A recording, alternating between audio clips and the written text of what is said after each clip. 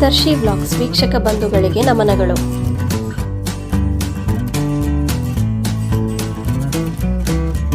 ನಮ್ಮೆಲ್ಲ ಒತ್ತಡಗಳಿಗೂ ನೀವು ಪ್ರತಿಕ್ರಿಯಿಸುವ ಬಗೆಯೇ ಕಾರಣ. ಆದ್ದರಿಂದ ಸ್ಪಂದಿಸಲು ಕಲಿಯಿರಿ, ಪ್ರತಿಕ್ರಿಯಿಸಬೇಡಿ.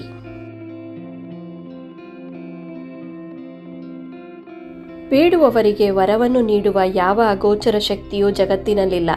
ವ್ಯಕ್ತಿ ತಾನೇ ತನ್ನ ಪರಿಶ್ರಮದಿಂದ ಗಳಿಸಬೇಕು.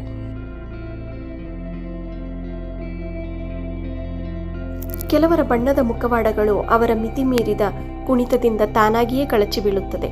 ನಾವು ಅವರನ್ನು ತಾಳ್ಮೆಯಿಂದ ಕುಣಿಯಲಿ ಅಂತ ಕುಣಿಯೋಕೆ ಬಿಡಬೇಕು ಅಷ್ಟೆ.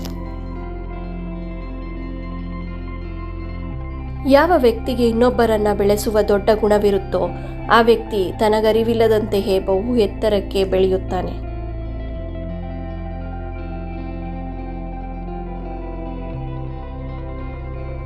ನಿಮ್ಮ ಆಲೋಚನೆಗಳೆಲ್ಲವೂ ಸರಿಯಾಗಿವೆ ಎಂದು ನಂಬಿಕೊಳ್ಳಬೇಡಿ. ನಿಮ್ಮ ಮನಸ್ಸು ನಿಮ್ಮನ್ನು ವಂಚಿಸಿದಷ್ಟು ಇನ್ಯಾರೂ ವಂಚಿಸಲಾರರು.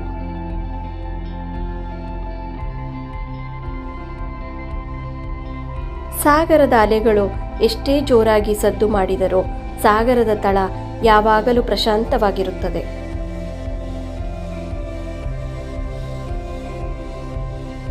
ಎಲ್ಲವನ್ನು ಒಳ್ಳೆಯ ಹೃದಯದಿಂದ ಮಾಡಿ ಮತ್ತು ಪ್ರತಿಯಾಗಿ ಏನನ್ನೂ ನಿರೀಕ್ಷಿಸಬೇಡಿ. ಆಗ ನೀವು ಎಂದಿಗೂ ನಿರಾಶೆಗೊಳ್ಳುವುದಿಲ್ಲ.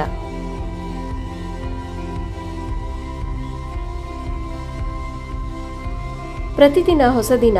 ಹಿಂದಿನದು ಎಷ್ಟೇ ಕಠಿಣವಾದರೂ ನೀವು ಯಾವಾಗಲೂ ಮತ್ತೆ ಪ್ರಾರಂಭಿಸಬಹುದು.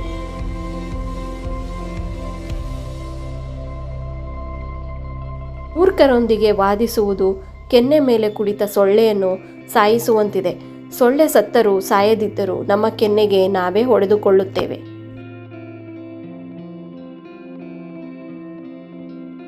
ಒಳ್ಳೆ ವ್ಯಕ್ತಿಗಳಾಗಿರಿ, ಆದರೆ ಅದನ್ನು ಸಾಬೀತುಪಡಿಸಲು ಸಮಯ ವ್ಯರ್ಥ ಮಾಡಬೇಡಿ.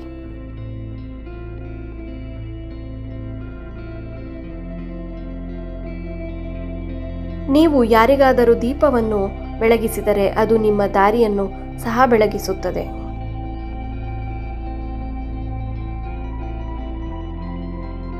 ಈ ನನ್ನ ಪ್ರಯತ್ನ ಇಷ್ಟವಾದಲ್ಲಿ ದಯವಿಟ್ಟು ಲೈಕ್, ಶೇರ್, ಕಮೆಂಟ್ ಮತ್ತು ಸಬ್ಸ್ಕ್ರೈಬ್ ಮಾಡಿ. ಧನ್ಯವಾದಗಳು.